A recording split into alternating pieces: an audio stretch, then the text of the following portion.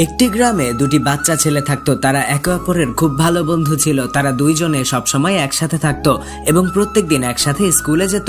এই দুইজনের মধ্যে একজনের পরিবার অনেক ধনী ছিল এবং একজনের পরিবার অনেক গরিব ছিল। একবার হঠাৎ এই দুইটি বন্ধুর মধ্যে ধনী পরিবারের ছেলেটিকে তার বাবা বিদেশ পাঠানোর ব্যবস্থা করে। এই কথা শুনে গরিব ছেলেটির অনেক মন খারাপ হয়ে যায় এবং সে তার বন্ধুকে জড়িয়ে কাঁদতে শুরু করে এবং অনুরোধ করে তাকে এখানে যেন রেখে বিদেশ চলে না যায়। ছেলেটির কিছু করার ছিল না। নিরুপায় হয়ে সে তার বন্ধুকে একা রেখে বিদেশ চলে যায় পড়াশোনা করার জন্য।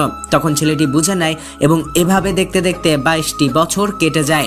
22 বছর পর ছেলেটির বন্ধু বিদেশ থেকে বাড়ি ফিরে।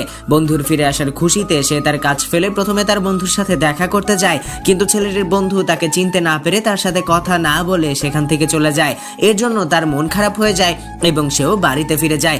রাত্রেবেলায় ছেলেটির জমিতে আগুন লেগে যায় এবং সমস্ত ফসল পুড়ে যায়। ছেলেটি নিরুপায় হয়ে কোনো উপায় না পেয়ে আত্মহত্যা করতে যায়। তখন ছেলেটির বন্ধু এসে তাকে বাধা দেয় এবং বোঝায় আত্মহত্যা করা কোনো সমাধান নয় এবং বলে, আমি তোকে ঠিক চিনতে পেরেছি, কিন্তু তোকে সারপ্রাইজ দেব বলে আমি না চেনার ভান করেছি।